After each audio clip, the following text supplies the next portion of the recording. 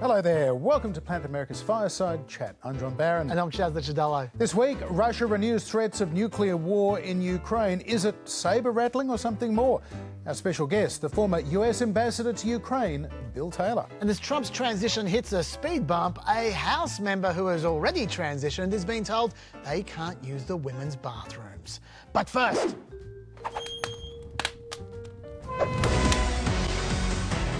We have some major breaking news right now. Former Florida Congressman Matt Gaetz says he is withdrawing from his nomination as Attorney General, just releasing a statement which reads in part, "While the momentum was strong, it is clear that my confirmation was unfairly becoming a distraction to the critical work of the Trump-Vance transition." Yeah, the momentum was strong, all in the wrong direction for Matt Gaetz. Of course, was the subject of a long-running ethics committee investigation into allegations that he took illegal drugs and paid for sex with an underage girl. While that report remains under wraps, more details of an earlier police investigation, including payments to several women, have been leaking out. So now Gaetz is gone, raising questions as well about how much heat Trump will be prepared to take for some of his other more controversial choices, including Pete Hegseth for defence. He is accused of rape and of paying his accuser to keep quiet. More details of that alleged attack have also been coming out from police records this week. And as he still tries to muster the votes on Capitol Hill, Hegseth is trying to talk up his chances while getting some pretty tough questions. We take absolutely nothing for granted, and we welcome the opportunity to talk to any senator that wants to talk to us. Did you sexually assault a woman in Monterey, California? I have, as far as the media is concerned, I'll keep this very simple. The matter was fully investigated, and I was completely cleared, and that's where I'm going to leave it. Thank you very much. And it's not just Hegseth that is facing an uphill road to confirmation. There's former Congresswoman Tulsi Gabbard. She's accused of being a Russian asset by some, including Hillary Clinton, the former director of the CIA, Michael Hayden. And then there's Robert Kennedy Jr., the vaccine skeptic environmental lawyer who also has a very complicated personal life. Meanwhile, Trump has moved quickly to put another name forward as his Attorney General. It is the former Florida Attorney General, Pam Bondi, very much a Trump loyalist, but I guess you'd have to say, Chaz, Pam Bondi a lot more conventionally qualified for the job than Matt Gaetz was. Yeah, or in other words, you could say she's qualified. Right. She's actually qualified. She was a Florida Attorney General for, 8 years? Mm-hmm. She's got extensive legal career. She didn't just practice law for 1 year, and that was it. Yeah. So this is, look, to be honest, I think this is better for Trump.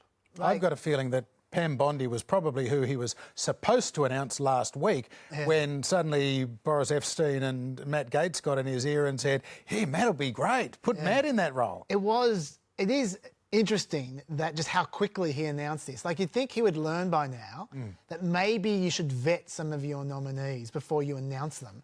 But maybe Pam Bondi was vetted. I figure she's been vetted several times over the course of the last year. Maybe. But yeah, look, I think that, that now he's got a very conventionally competent Department of Justice. He's got his entire legal team as the number 2, number 3, and in the Department of Justice and the Solicitor General. All of them were totally competent and had great experience. The deputy, who's Todd Blanche, has experience both as a prosecutor and as a defence lawyer. It's like he's now, strangely, after all this, he's got a perfectly normal Department of Justice. Perfectly normal, except for the fact that these are one-eyed loyalists, and that is not perfectly normal. I mean, Pam Bondi represented Trump at his first impeachment hearing. There's also, and this may well come out in the confirmation process, the old scandal involving Pam Bondi and Donald Trump was that when Bondi was Attorney General of Florida, she was considering whether her state would join a class action of other states against Trump University for ripping off students with that little sideshow. Then, oh, looky here. Donald Trump's donated $25,000 to Pam Bondi's re-election campaign, and suddenly as Attorney General, she's like, "Yep, nah, we're not joining that one." So that was pretty dodgy at the time. Pam Bondi, though, very early defender of Donald Trump. She's been in his corner since 2015. Yeah. And $25,000 doesn't buy that much loyalty. No, you're absolutely right in that in that she is definitely a loyalist, and so are the other three in the Department of Justice. I'm not saying that he's got a team of rivals in there. Yeah. I'm just saying that that this really should work out better for him, because I reckon Matt Gaetz, sure, he could have done anything. He could have been capable of anything, but I'm not sure he would have been capable of competence. No. Whereas I think Pam Bondi will be capable of competence, and so will those other three. Yeah. So Trump might actually get more stuff done this way. Meanwhile, Matt Gaetz, lots of questions about his future. We'll talk a little bit more to a Capitol Hill reporter about that shortly. But Matt Gaetz, even though he resigned from the House last week, technically he was re-elected to the House earlier in November to serve another 2-year term starting in January of next year. Yeah. So he could still return to the House of Representatives, or indeed there is about to become a Florida Senate seat open, because Marco Rubio is almost certain to be confirmed as Secretary of State, leaving Ron DeSantis to appoint somebody to fill that space. Are they going to? Is DeSantis going to try and curry favour with Trump by putting Matt Gaetz into the Senate? That's another possibility. John, he's not currying favour with Trump by appointing Matt Gaetz. He's currying favour with Trump by appointing Lara Trump. Well, yeah, that's probably a more Let's not kid ourselves here. Yeah. I was just going to say that Matt Gaetz, when he resigned, he had 2 separate resignations. He resigned for the last 2 weeks of this session. The previous term. And the next session as well. So I don't know if he can unresign. He might think better of his situation. Maybe should unresign. There's another kind of thing, and this is possibly bordering on a conspiracy theory, but in practical terms, it is what has happened by sending Matt Gaetz up, and this is not just a matter of a name going forward, but Matt Gaetz has been really, kind of escorted around Capitol Hill by J.D. Vance for the last couple of days like a debutante, knocking on senators' doors saying, can we have your support? They know which senators were not going to support Matt Gaetz. Trump has flushed out some people who are not 100% loyal to everything Donald Trump wants, i.e. Matt Gaetz. So he knows the waivers, and depending on which report you believe, there are anywhere between 5 and 20 of them. That is true. I think he's probably knew most of them already anyway. But one thing which we should know, which I think is actually the big takeaway from this, is that we've been talking about all kinds of tactics that Trump has been foreshadowing behind the scenes of what he will do if he doesn't get his appointees confirmed by the Senate. Working around them, forcing them to take holidays, doing all kinds of dodgy, dubious, potentially unconstitutional actions. Well, he just had a situation where Matt Gaetz couldn't get confirmed, and what happened? See you, Matt Gaetz. Yeah. So that's good. We should be grateful for that. But he didn't try and force him through, did he? He didn't try and push the Constitution to try and force him through. Now, that doesn't mean he's not going to try in the future for Hegseth or for RFK or for any of these other people. But at least so far, we're clinging onto normality, John. Yeah. We're clinging onto it what by we our don't fingernails. Yet know as well is whether this is pragmatism from Trump, not forcing a showdown and a fight with his own party, or is this a sign of, despite all the talk of a mandate, Trump's limits on his own power. A president realises quite early on what they can and can't get done on Capitol Hill. Back in 1993, Bill Clinton's first nominee to be Attorney General, Zoe Baird, to be the first woman ever to serve as Attorney General. In the end, in the confirmation process, her confirmation was withdrawn when it was discovered that she had a nanny who was an illegal immigrant. They thought you can't have an Attorney General, a chief law officer, breaking the law by employing an undocumented worker.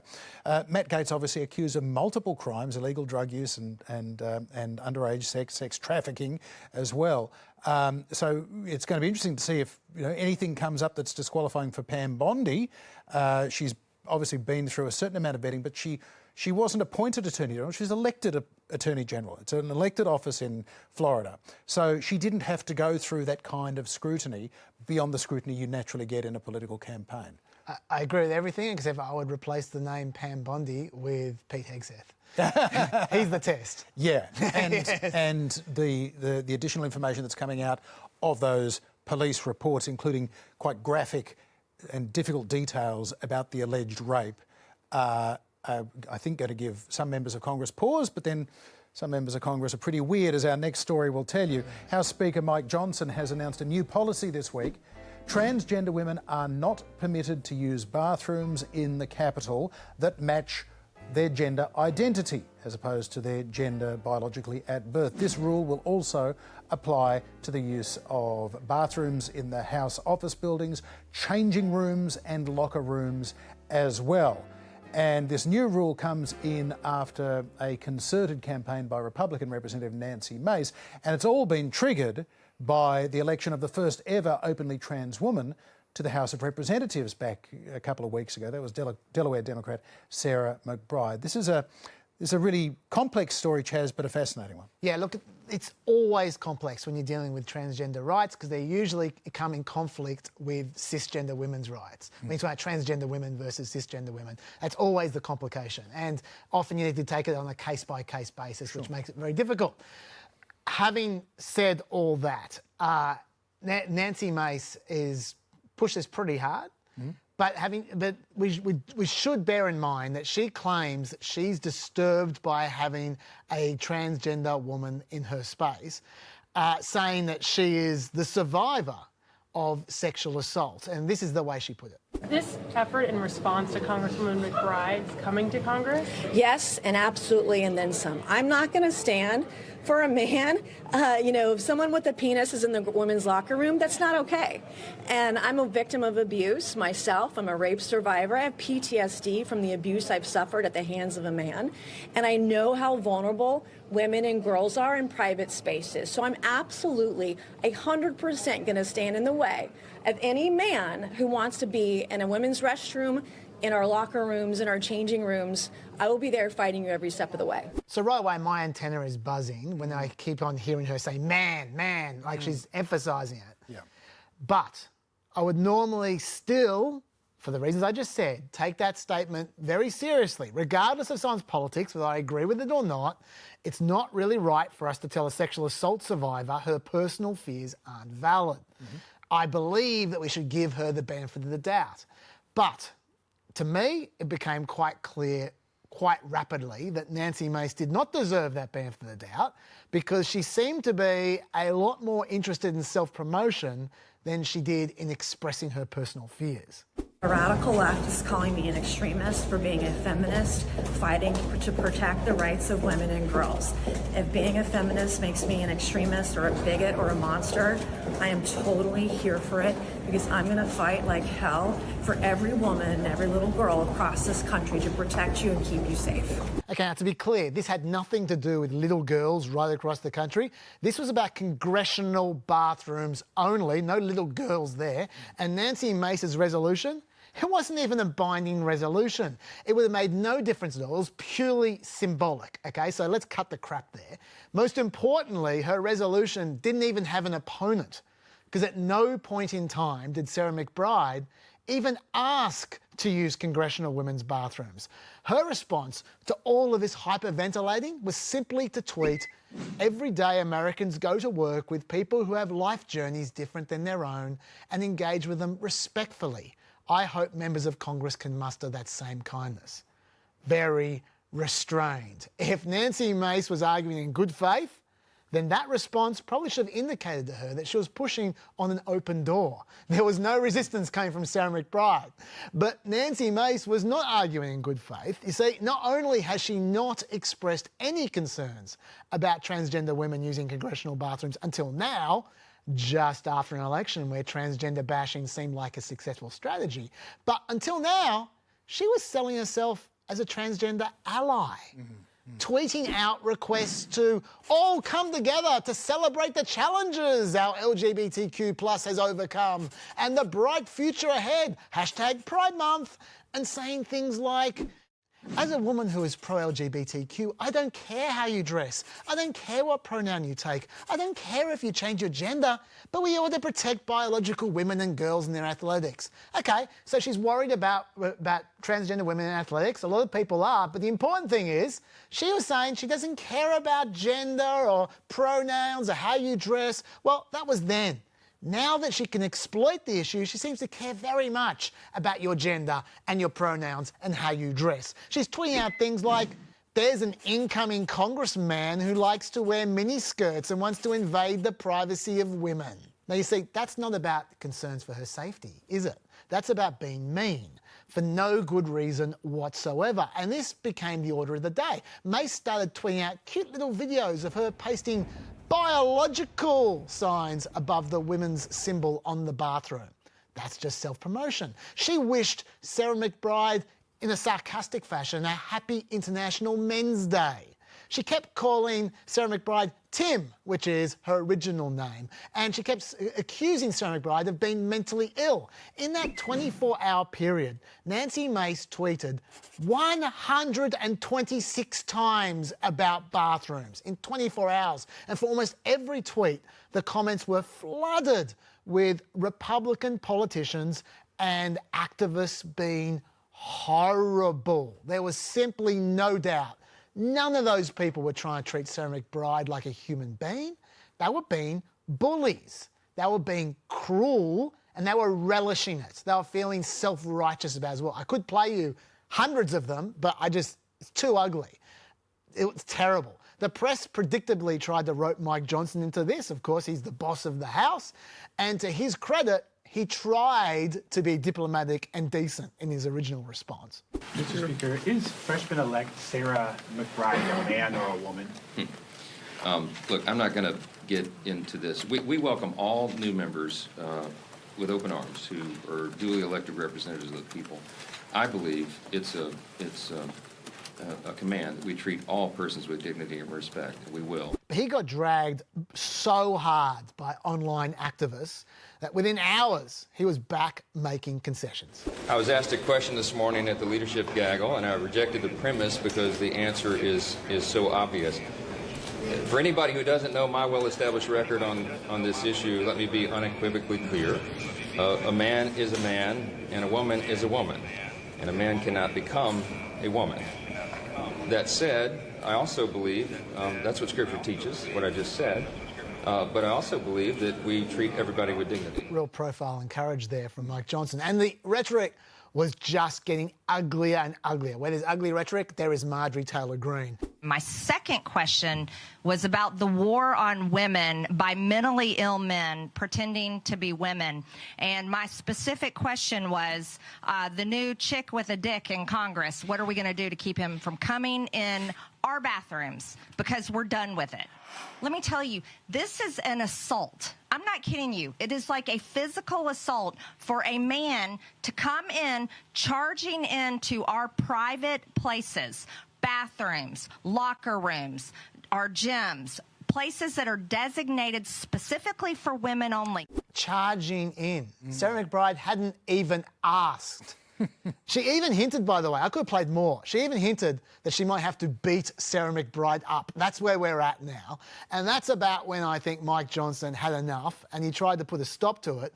As you suggested, John, he wrote, all single-sex facilities in the Capitol and House office buildings, such as restrooms, changing rooms and locker rooms, are reserved for individuals of that biological sex. It's important to note that each member office has its own private restroom, and unisex restrooms are available throughout the Capitol. That's the usual solution, by the way, unisex bathrooms. It's pretty easy. What did Sarah McBride have to say, though? After 24 hours of non-stop threats and vilification and abuse and online hazing that none of these heroes would have coped with if the shoe was on the other foot, mind you, she put out this statement. I'm not here to fight about bathrooms. I'm here to fight for Delawareans and to bring down costs facing families. Like all members, I'll follow the rules as outlined by Speaker Johnson, even if I disagree with them. Serving in the 119th Congress will be the honour of a lifetime, and I continue to look forward to getting to know my future colleagues on both sides of the aisle. Each of us were sent here because voters saw something in us that they value. I've loved getting to see those qualities in the future colleagues that I've met, and I look forward to seeing those qualities in every member come January. I hope all of my colleagues will seek to do the same with me. I hope they do as well, John, and most of all, I hope that not just Nancy Mace, but everyone who took part in this incredibly ugly display, I hope they feel really, really small. Well, yeah, they won't. They will feel really, really validated by getting what they wanted, and a lot of that was to do with publicity. Sarah McBride, incredibly dignified, and probably just the kind of person, like the first black representatives that went into that building 100 plus years ago, the first openly gay representatives to go in there, they had to break down barriers and overcome bigotry. This is bigotry. You wouldn't be allowed to say no blacks on bathrooms. You wouldn't be allowed to say no gays. I hope we live to see in the very near future a time when we have no gendered signs on doors. We have privacy and dignity for everybody as they go about their ablutions, that nobody has to take their clothes off in front of anybody, male, female or anything else, if they don't want to. We just respect people's privacy and their dignity. But this pile-on is awful. Nancy Mace, such a difficult case because I think two things can be true at once. She is a victim survivor. She says she's suffering from PTSD. She can be irrational and fixated, and more than 100 tweets suggests she's emotionally affected by this. But she's also a politician, and she's making political points out of this as well. It's just sad that Nancy Mace didn't think, when she was thinking about how she might legitimately feel invaded if there is a transgender woman in a toilet that she happens to be in, even though there'll be cubicles, even though there'll be separation and privacy. But how she made Sarah McBride feel, you know, that she doesn't matter, that her gender is not as she has chosen, as she feels she identifies with. So, look, you know, boo Nancy Mace, but, you know, I hope she gets over this, and I hope that she and Sarah McBride get to know each other, and that this kind of hatred is something we look back on in a few years and go, wow, remember the first time a trans person got elected and it was such a big deal? They got over it just as they got over the gay marriage thing, just as they got over racial segregation. It can take decades too long, but eventually they get there. I think that they're great words, John. I hope you're right. The two things I would add is, firstly, Nancy Mace should know better because she was the first woman in the Citadel. When she was training in the army, and she faced problems of her own. I suspect the sexual assault might have been related to that, and so you'd think she would know what it's like to be the first in a place. But I think you make a great point that you can be two different things at once. All I would say is that the bathroom issue, when you're talking about like no blacks, no whites, no transgenders or whatever, it's one issue. It's one thing to talk about the breaking barriers aspect. But I acknowledge that these are complicated issues for some people. I acknowledge that completely. You don't have to be cruel. No. I can't emphasise enough how much they were relishing being cruel. The number of times I saw the phrase mentally ill but in the comments, it just was insane. And in the inference of deviance and perversion, a fetishist, dressing up in mini skirts and so on. It's a lot of the same pathologising language that was used against homosexual men and women for a long, long time. It's just a very sad thing that we're going through this again with just another group of people being victimised. I thought we'd gotten a little bit further down the track. Yeah, we've gone backwards in the last. It's clearly because it was successful in the election. Yeah, indeed. Anyway. Okay, we'll have some more on that in just a moment as well, and what's going on with Matt Gaetz and others in terms of the confirmation. We are joined by Liz Goodwin. She's a congressional reporter for the Washington Post on Capitol Hill. Liz, welcome to Planet America's Fireside Chat. Thanks for having me. So, Liz, why do you think it is that Matt Gaetz decided to drop out now rather than to fight for this nomination?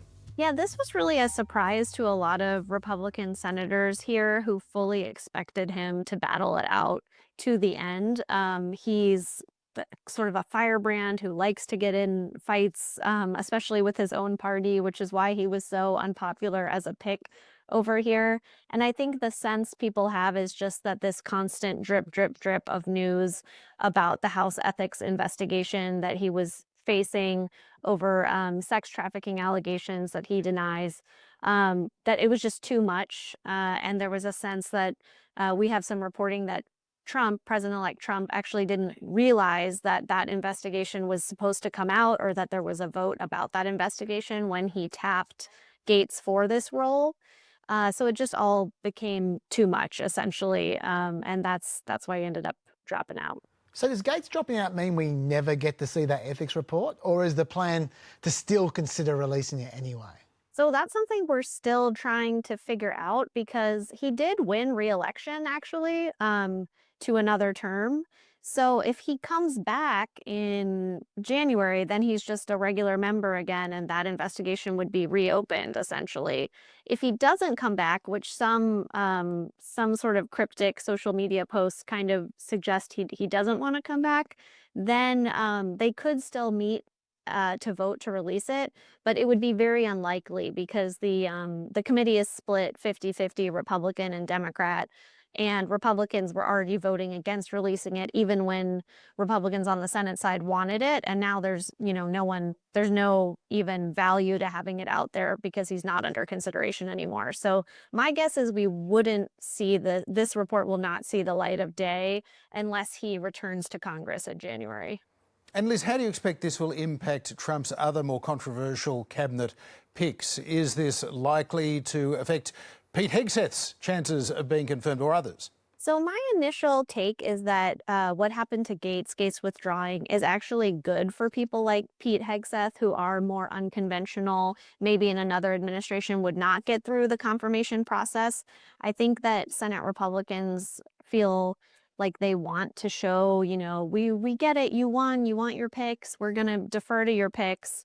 And Gaetz was just a bridge too far. People just couldn't stomach it for a whole host of reasons. And I think ultimately that will be good for people like Pete Hegseth, people like RFK Jr. I don't know that they're going to get confirmed, but I think it helps them. Liz, at least so far, Trump has opted to not get FBI security checks for any of his nominees. Now, that's only tenable as a strategy if Senate Republicans allow him to get away with that. Do you have any sense of any Senate Republicans who are refusing to accept that? I think that Senate Republicans, they don't want to pick a fight with Trump, so they don't want to just say, hey, no, we don't like that. But if you kind of read between the lines, a lot of them are saying things like the process and vetting, and we want to stick with how we always process nominees. And something they're also saying is that, listen, a Democrat could win next time, and how would we feel if they didn't vet their nominees and then push them through on a party line vote? Once you kind of give up some of these norms, like an FBI background check, then the other party could do that. So I think there is a lot of resistance to the idea of kind of cutting corners when it comes to the regular vetting process. Liz, announcing and then being forced to drop the nomination of Attorney General all in the space of about a week is certainly an example of some pretty hasty decision-making on the part of President-elect Trump. I wonder, does that set a negative tone for the start of his second term, or is hasty and ill-considered decision-making just baked into people's understanding of who Donald Trump is? It's interesting. I feel like Trump is really just living in his own political reality in a lot of ways. Like there's things he can do that for another candidate would be just political suicide. It's over, hang it up.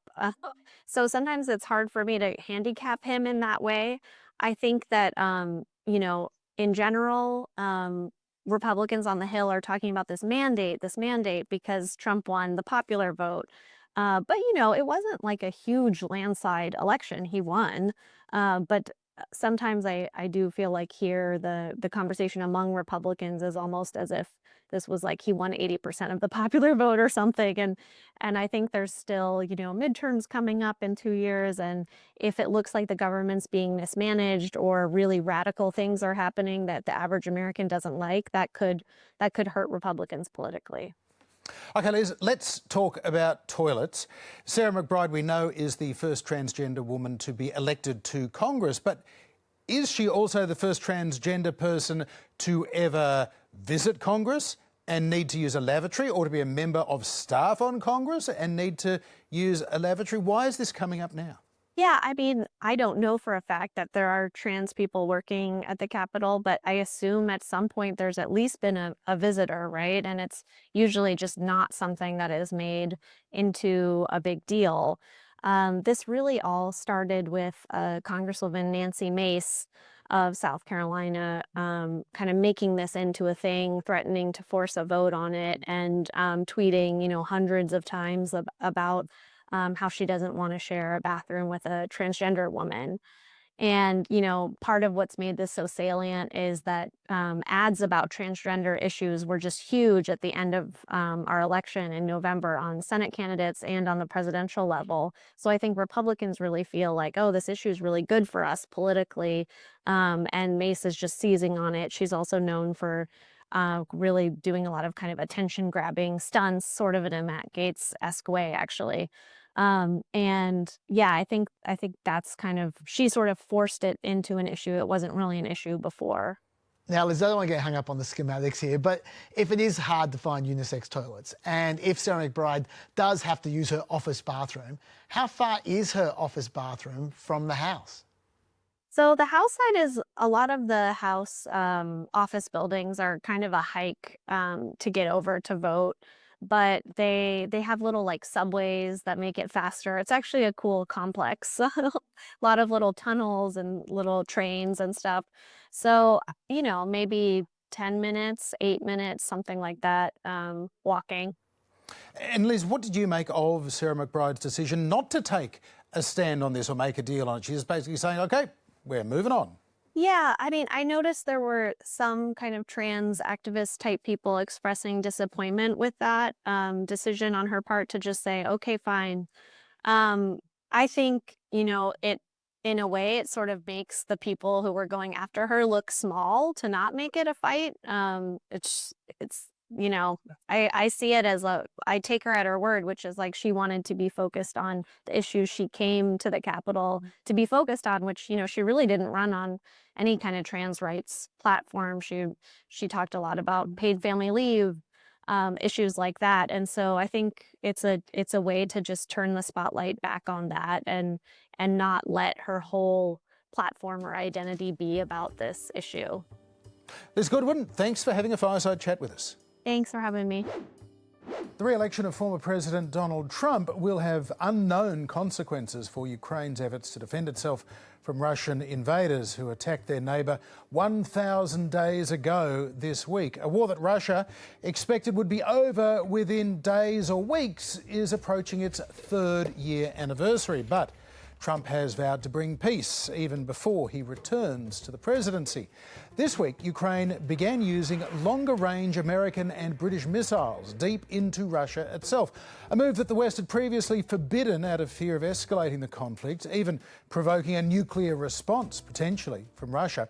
The US is also now sending landmines to Ukraine, a sign, according to some experts, that perhaps they are preparing to create a new, more stable frontier after a potential ceasefire deal. Russia, just in the last 12 hours or so, Chaz, has in return started using ballistic missiles, experimental hypersonic ballistic missiles, into Ukraine. So there has been a conventional escalation, but not yet the greatly feared nuclear escalation. Also in the last week, there were underground, undersea internet cables cut between Germany and Finland and Sweden and Lithuania out in the Baltic.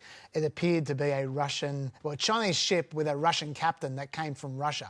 And those Chinese ships. Yeah, at least according to Denmark. So that might as well have been another warning saying, hey, do you want us to cut your internet in America? We can do this. Yep. So they are making signs, but as far as I'm concerned, it's pretty. I don't think World War III, I mean, we'll see, I hope I'm wrong. I don't think World War III is around the corner. Famous last words. I think what's happening is that both Russia and America and Ukraine know where they're at the moment, which is there is going to be some kind of agreement in the not too distant future when Trump takes over. And they're currently haggling over what the lines of that agreement will be. Yeah. I mean, even in Ukraine, I saw a poll from Gallup, 52% of Ukrainians now say that Ukraine should seek to negotiate an end to the war as soon as possible, up from 27% last year. Only 32% say Ukraine should continue fighting until it wins a war. So even Ukraine's seeking to negotiate is one thing, reaching an agreement is another. Of course. And look, there may well be a push for a peace process, a ceasefire agreement early in Trump's term that could then lead to a formal process that establishes new frontiers. It's also possible that there's just a kind of a general North Korea, South Korea armistice that drags on for 50 years or until Putin is dead, that they don't reach a final status agreement on redrawing of any boundaries. Certainly Zelensky has said under no circumstances are we going to give up Crimea and the Donbass and the rest of the east of Ukraine to these invading forces, because he's not going to stop here. He's going to go into Poland next, or he's going to go into the Baltic states as well. Yeah, all I'd say is before I know we're going to move on, but I just wish Putin wouldn't so frequently intimate that nuclear war might be around the corner. He does this so often, especially during this Ukrainian war. There's a real boy cry wolf factor about this, and I worry that one day he's going to be really serious about it, and no one's going to know, because he just keeps on just intimating it over and over again. Yeah, well, let's get an expert opinion on that to give us an update on the state of the conflict and what might happen in the weeks and months ahead. We are joined by the former US ambassador to Ukraine, Bill Taylor. He's a career diplomat, best remembered probably for giving damning evidence to the impeachment inquiry into Trump's threats to withhold aid from Ukraine in 2019 unless Ukraine tried to find damaging information against Joe Biden. Well, these days, Bill Taylor is based at the United States Institute of Peace. It's a US government-funded organisation. The money comes straight from Congress. It works to try and resolve and reduce conflicts around the world. And because of that role, he's not able to talk to us specifically about the implications of Trump's re-election and domestic US politics, including, well, that whole peace process, really. But he can talk very specifically about what is happening and what might happen next beyond that. So, Ambassador Bill Taylor, welcome to the Fireside Chat. John, thank you very much for having me here. So, can you explain to us why it is, Mr. Ambassador, that the United States has finally given approval for these long-range ballistic missiles to be used by Ukraine into Russia now, as opposed to, say, 2 years ago? No, it should have been 2 years ago. I would agree with that.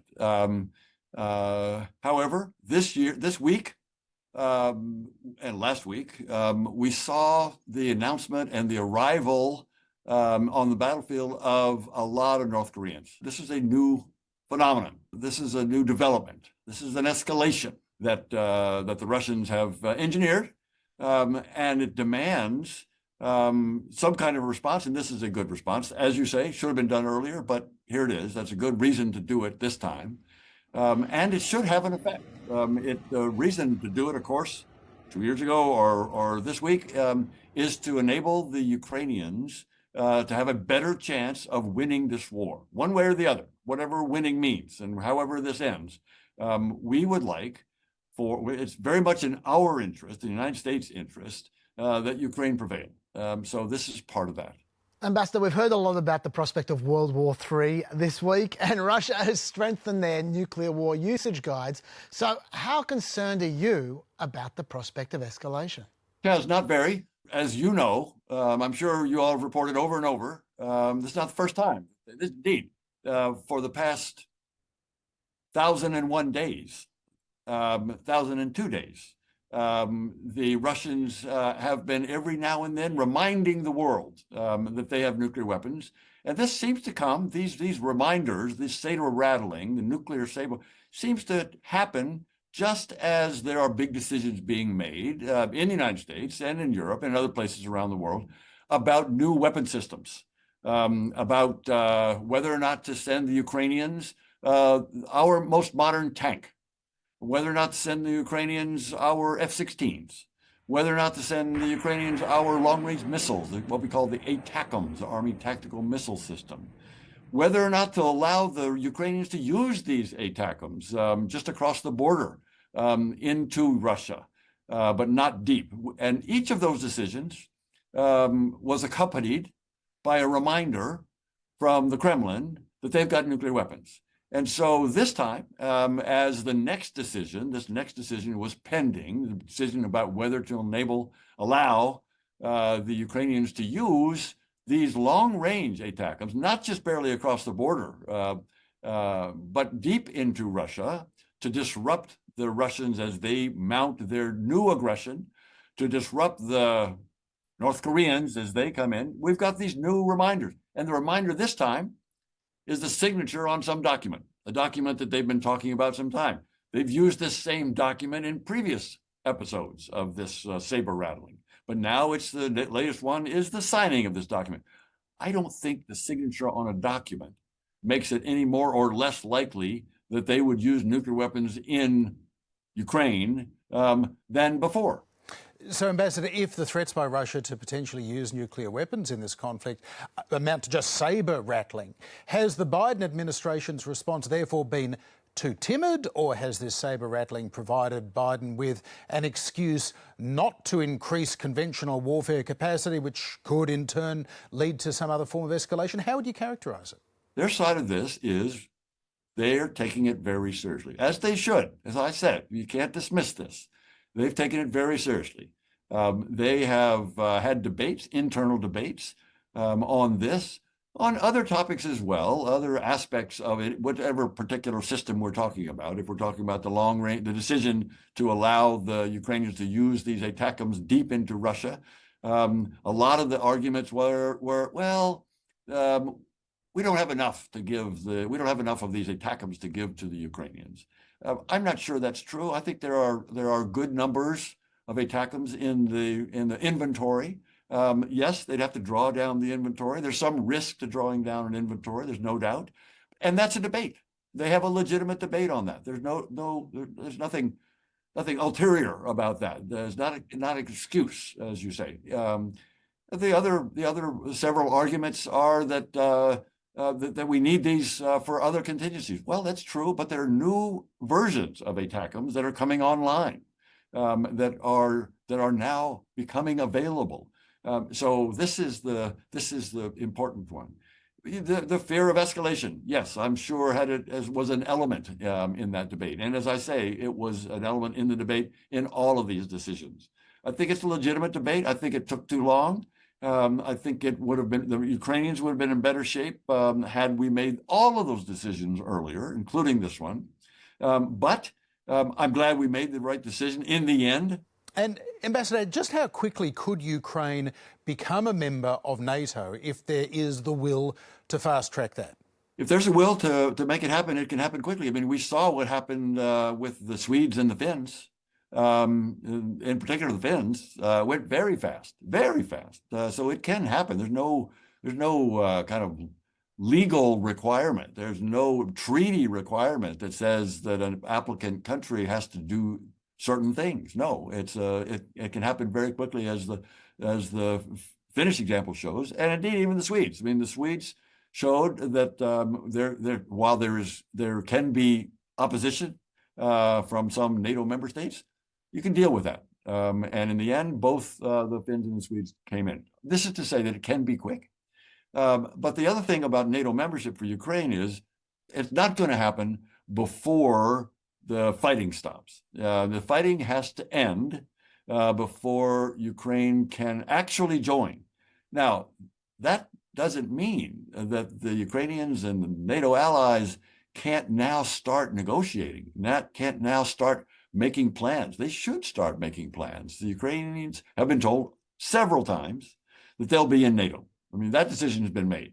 So they know they're going to be in NATO at some point. They've been told that by NATO leaders, starting back in 2008, when this, and then reinforced again just this last year at the NATO summit. So they know they're going to be in. And what could happen right away is the beginning of these negotiations. If the United States and Germany, the two nations that have held out so far from actually setting this invitation in place, the two nations that have hesitated to give an actual invitation to Ukraine to join NATO, those, the United States and Germany are the two. Once those two change their minds and do the thing that you mentioned, that is exercise the political will, demonstrate the political will to get Ukraine into NATO, then the rest can follow. They're not going to actually be covered by the Article 5 guarantee of security until the fighting ends, because they need to know, NATO needs to know what area, what geography they are guaranteeing. And if that's all of Ukraine, 1991 borders, great. They need to know that. If it's something different, they need to know that. So that's the question that needs to be answered before the Article 5 guarantee actually goes into effect. But the beginning, the start, the commencement of these negotiations, triggered by an invitation to join NATO, an actual invitation on behalf of NATO to Ukraine, that can start right away. Ambassador, Ukraine says that Putin has no interest in a simple land settlement from this war, that he wants nothing short of Ukraine's destruction. Do you agree with that? I do. And it's not just I agree. This is what Putin has said over and over. But before he invaded, before he invaded big time in 2022, of course, he invaded first in 2014. He's been trying to take over Ukraine for a decade. And indeed, Russia or the Soviet Union or the Tsars have been trying to take over or eliminate Ukraine as a nation, as a people, as a culture for 300 years. So there's a long history of Russia or the Soviets or the Tsars oppressing and trying to take over Ukraine. And just before the big invasion, President Putin put this in writing in a 5,000-word essay where he said, Ukraine is not a nation. Ukraine is not a people. It doesn't exist. It's really just Russians living down there in that part of the world. And therefore, he says, Putin says and speaks and writes and asserts repeatedly, therefore, Russia can invade and take over Ukraine. That's what he said. That's what he's after. That's what he hoped to do then on February 22nd, February 24th of 2022. He thought that he was going to just send his military down the river from Belarus and from 3 other directions, and take over Ukraine, kill or get rid of President Zelensky so that Putin could put his own puppet in to govern Ukraine. He thought that was what's going to happen in a couple of days or a week. That's what he's tried to do. We know what his goal is. I mean, he's demonstrated in act and commitment. That's what he's committed to. So yeah, I think the Ukrainians are right. The Ukrainians, by the way, know the Russians and know the Russian history much better than we do. I listen to the Ukrainians. Ambassador Bill Taylor, thank you very much indeed for having a fireside chat with us. John, it's a pleasure to be here. You and Charles. Good to have a good evening. We're just about out of time, but as we sit here, it is November the 22nd, a date still seared into the memories of many people. It was on this day in 1963 that America's 35th President, John Fitzgerald Kennedy, was shot in Dallas, Texas. We have received word that 2 priests who were with the president have reported that the president is dead. That shocking event had very far-reaching consequences, many of which we can still see in some form today.